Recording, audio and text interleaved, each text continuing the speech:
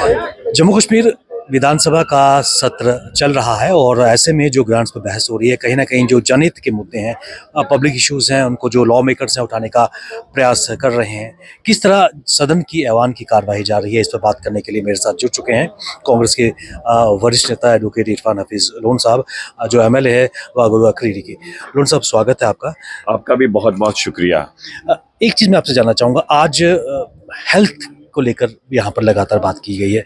जम्मू कश्मीर के कई ऐसे खित्ते हैं जो अभी भी हेल्थ फैसिलिटीज से जूझ रहे हैं, चाहे हम पीर पंचाल की बात करें, गुरेज की बात करें, कश्मीर वैली की अगर बात करें, दीगर ऐसे कई इलाके हैं जो अभी भी पसमानदा है, हेल्थ सर्विसेज वहाँ पर नहीं पहुँची है और रेफरल एक बहुत बड़ा कारण है। लोग आज भी बेसिक बुनियादी चीज़ों से जूझ रहे हैं। क्या कहेंगे सर?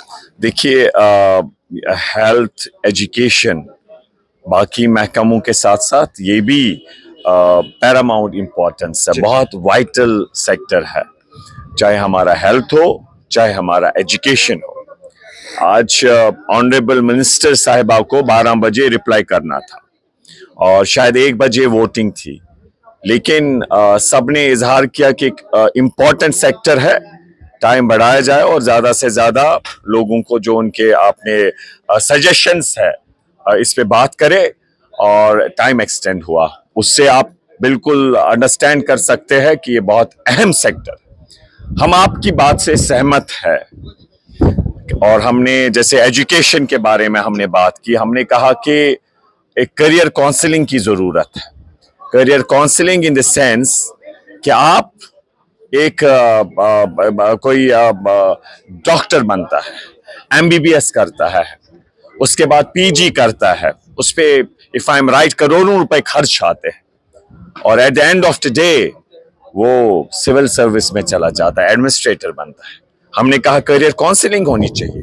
अगर उसका पहले से ही इसमें रुचि है, उसको अकॉर्डिंगली ही काउंसल करिए आप, ताकि एक डॉक्टर या इंजीनियर आपका जाया ना हो, क्योंकि आपकी डेफिशिएंसी है। आप खुद कह रहे अस्पतालों में ह्यूमन रिसोर्स जो है काफी उसकी हमें कमी है। इसी तरीके से हमने ये कहा कि हमारा जो एजुकेशन है ये सिर्फ एकेडमिक्स तक महदूद नहीं रहना चाहिए। इसमें आप देख रहे हैं कि इस वक्त क्या हो रहा है। ये जो जम्मू कश्मीर है, जन्नत बेनजीर क्यों कहलाया जाता था?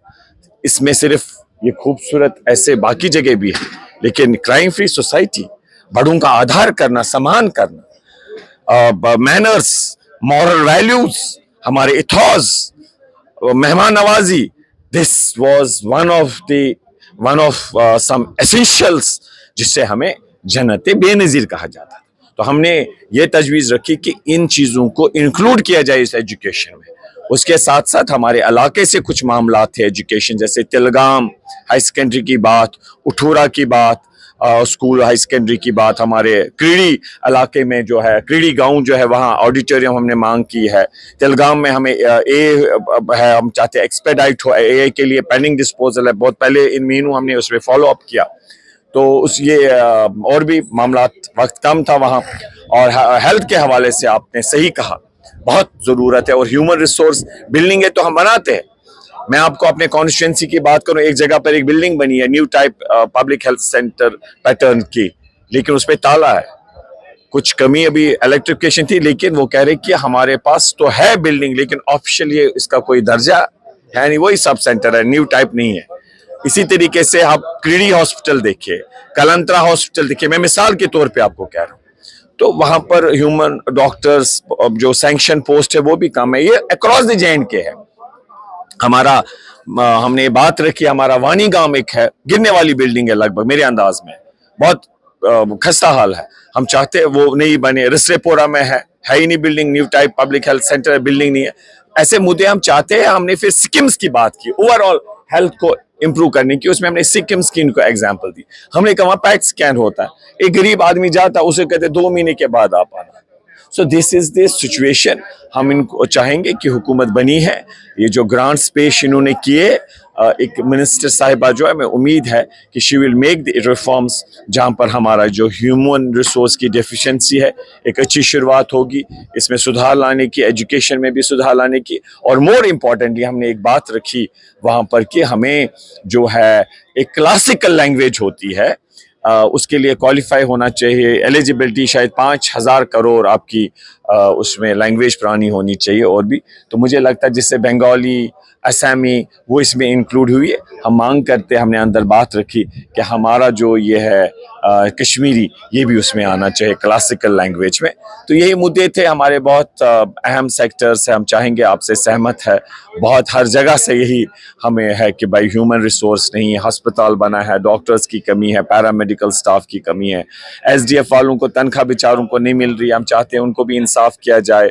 हमारे आपको मालूम है किस तरीके से डेलीवेजर्स, बाकी टेम्परेरी बहुत कैटेगरीज है उसमें, शायद हम अलग अलग ना बता पाए तो क्योंकि वक्त की कमी है, तो उनको इंसाफ हो। तो हम चाहते हैं कि सरकार के पास बहुत चैलेंजेस है, लेकिन हम उम्मीद करते हैं कि सरकार लोगों के जायज़ तवक्कात पे खरी उतर पाएगी। इरफान साहब, एक चीज़ मैं आपसे जानना चाहूँगा कि आपको लगता नहीं है कि जितनी भी वैकेंसीज हैं जो निकल के सामने आ रही हैं, इनको खासकर क्योंकि हेल्थ सेक्टर सीधा सीधा लोगों से जुड़ता नजर आ रहा है, हेल्थ एजुकेशन की बात करें तो उन असामियों को बिल्कुल, फास्ट ट्रैक मैं वही कह रहा हूँ, ह्यूमन रिसोर्स, एजुकेशन और हेल्थ इज वेरी इंपॉर्टेंट।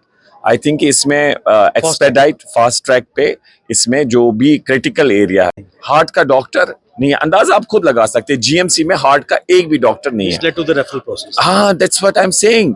नहीं, रेफरल तो भी एक इशू है, लेकिन जब तक आप एक हार्ट पेशेंट को वहां डॉक्टर नहीं होगा हार्ट पेशेंट के लिए, तो वहां पर इमीडिएट डॉक्टर होना चाहिए था ना। आप समझ रहे हैं मेरी बात? तो आप अंदाजा कर सकते हैं, रेफरल तो आप अदरवाइज कर सकते हैं जहां पर जेन्युइन, लेकिन यहाँ पर आपके पास अवेलेबल डॉक्टर है ही नहीं हेल्थ का। तो हम चाहते हैं कि इस पे फास्ट ट्रैक हो। आपने सही बात कही, यही हमारी भी मांग है, लेकिन आप देखिए सरकार को अपना भी देखना है कि उनके पास रिसोर्सेज कितने हैं। इफ आई एम राइट, शायद कहीं पर उमर साहब ने कहा कि शायद अप्रॉक्सीमेटली, मुझे एक्यूरेट याद नहीं है, कि 70,000 करोड़ मान लीजिए आपके इसमें मुलाजमीन पे वेज बिल चली जाती है, जो रेवेन्यू एक्सपेंडिचर है। और क्या क्रिएट करने के लिए, कुछ बनाने के लिए, जिसे हम कैपिटल एक्सपेंडिचर कहते हैं, ये एसेट्स बनाने के लिए 35,000 करोड़ का एसेट्स बनते हैं। और उसके लिए मुलाजमीन की वेज बिल कितनी बनती है? 70,000। तो वो शायद, इफ आई एम राइट, उन्हें ऐसा कहा कि अगर प्राइवेट कंपनी कहीं हो तो वो तो क्लैप्स ही हो जाएगी।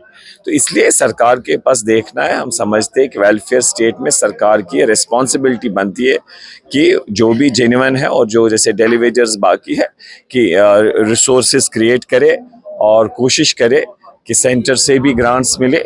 उनकी एक ऐसी स्ट्रैटेजी होनी चाहिए ताकि यहाँ पर जो लोगों के जेन्युइन मुलाजमीन के मुतालबात है, या जहाँ पर हमारे मुलाजमों की ज़रूरत है, हेल्थ, एजुकेशन, हमारा पीएचई, हमारा आरडीडी, उन महकमों में वो भर्ती हो, और जो टेम्परेरी है उनके वेज बढ़ाए जाए और उनको रेगुलराइजेशन के लिए भी प्रोसेस किया जाए। ये हम सबकी जिम्मेदारी है और सरकार की खुसूसन जिम्मेदारी है, सबको मिलके इसमें प्रयास करना चाहिए।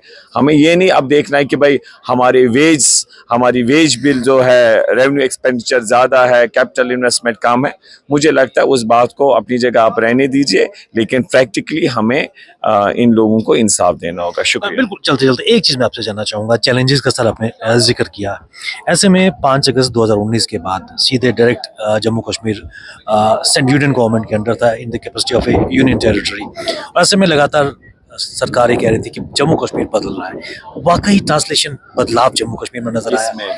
डेवलपमेंट की बात कर रहे हैं, तो ये फिर तस्वीर हेल्थ सेक्टर और एजुकेशन में नजर आनी चाहिए। देखिए आप, मैं वही बात आपसे कहना चाहता हूँ, जैसे मैंने अभी कही कि हमारा यहाँ मतलब प्राइवेट है ही नहीं, हमारा फ्रूट इंडस्ट्री है, टूरिज्म है। तभी मैं कह रहा था कि यहाँ तो लोग हैं, अगर सीएम साहब कह रहे हैं कि 70,000 करोड़ इतना वेज पे, लोग मजबूर है, हमें एक रोजगार भी मिलेगा और लोगों को काम करने का भी मौका मिलेगा। तो मैं इसे मैं समझता हूँ कि जो आपने कहा कि उसमें आप देखना होगा हमें कि बाकी जगहों पर प्राइवेट सेक्टर में भी लोग होते हैं। तो हमारे पास मेन इस वक्त सरकार का ही सेक्टर जो मुलाजमत का अभी तक रहा है। तो अभी जो इनके अच्छे दिन हैं, इनसे सवाल पूछिए आप। अगर अच्छे दिन थे तो अंदर लोग क्यों चिल्ला रहे हैं कि हमारे पास पीने का पानी नहीं है, खंबे अभी भी नहीं लगे। हेल्थ सेक्टर में आप देखिए क्या हाल है, एमआरआई नहीं है, सीटी स्कैन नहीं है, डेली वेजर्स, इन लोगों का हाल देखिए। एसडीएफ वालों को, मैं अपनी कॉन्स्टिट्यूंसी में चेयरमैन होते एमएलए, मैंने आरएस वो समिति के हेड होते, मैंने वहाँ 1500 रुपए बढ़ाए उस समिति में सबने मिलके इन एसडीएफ वालों को। तो आप देखिए इनके अच्छे दिन कहाँ आपको नजर आते हैं, क्या हुआ है, कहाँ है 7 साल में इन्होंने क्या किया। आज देखिए बीजेपी वाले अदर कहते हैं आज यहाँ गड़बड़ है, यहाँ काम नहीं हुआ, यहाँ नाइंसाफी है, यहाँ ये डेवलप नहीं हुआ, ये चीज पेंडिंग डिस्पोजल है। ये इनसे इनको शर्म नहीं आती है कि ऐसे बातें करते।